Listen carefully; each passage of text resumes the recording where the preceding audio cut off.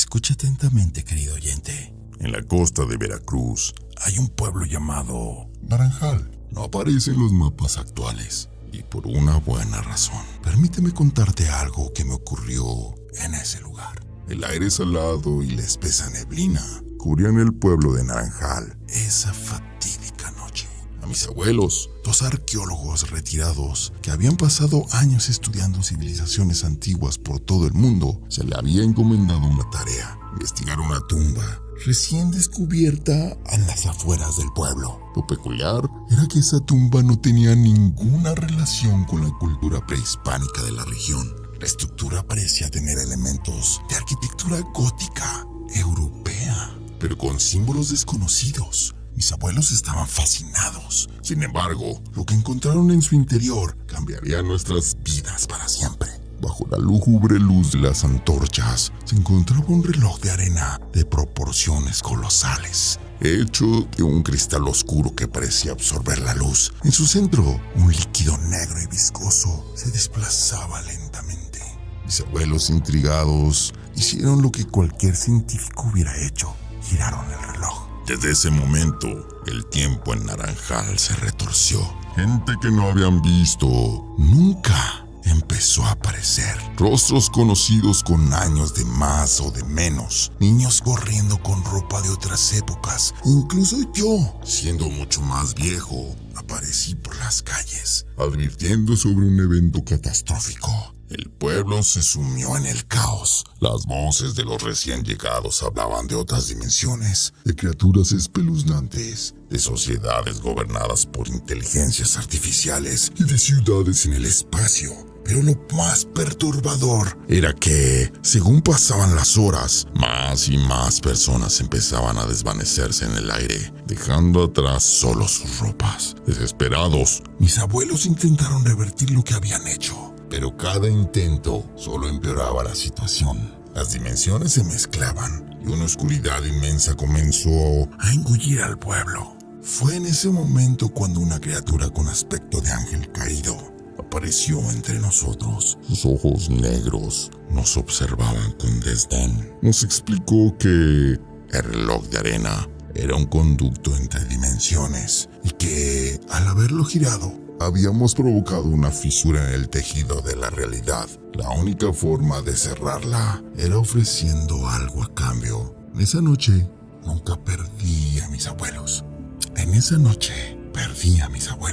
Ellos, con su valentía, decidieron ser el sacrificio.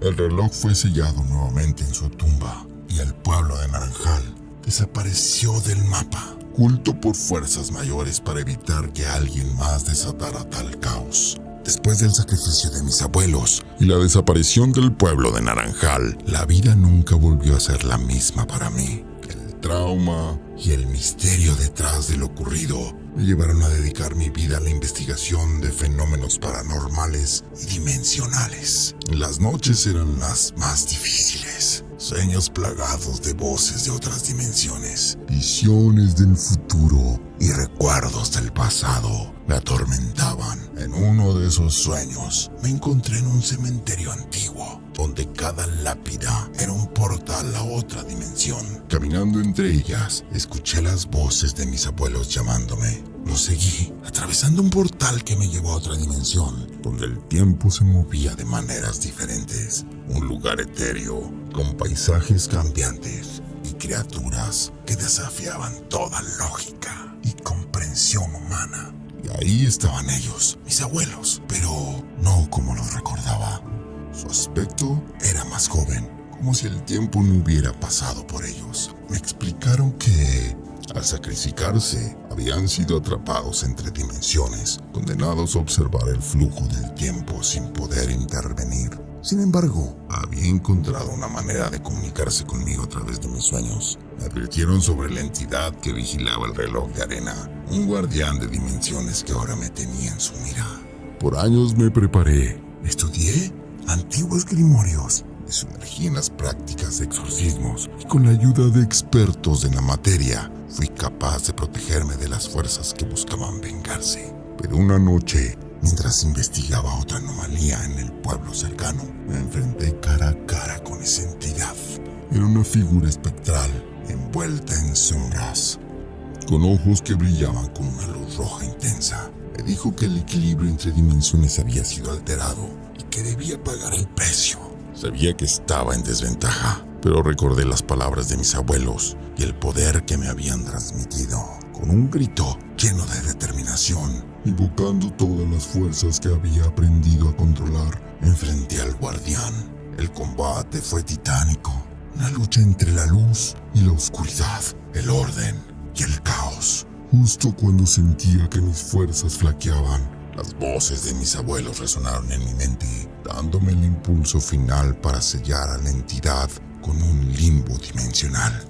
Exhausto, pero victorioso, regresé a mi dimensión. El balance había sido restaurado, pero a un costo muy alto. La lucha había dejado cicatrices en mi alma y sabía que nunca podría volver a una vida normal. Pasé el resto de mis días como un ermitaño, alejado del mundo, pero compartiendo mis experiencias y enseñanzas con aquellos dispuestos a escuchar. Porque aunque había triunfado, sabía que las dimensiones siempre estarían en movimiento y alguien más tendría que enfrentar los desafíos que yo había superado. Así que, querido oyente, si alguna vez escuchaste historias de pueblos desaparecidos o fenómenos inexplicables, recuerda que detrás de cada leyenda hay una verdad que espera ser descubierta. A esta historia la llamo el guardián entre dimensiones. Aseguran que le pasó al hijo de un amigo de un amigo. Nunca subestimes el poder de las historias que se transmiten de generación en generación. Esas leyendas son advertencias, lecciones y recuerdos de tiempos pasados. Gracias por escucharme, y si sientes un escalofrío al final de esta narración, comparte este relato y suscríbete a Criptas y Leyendas. Que los susurros del viento te guíen y las sombras se mantengan a tu espalda. Dulces y espeluznantes sueños.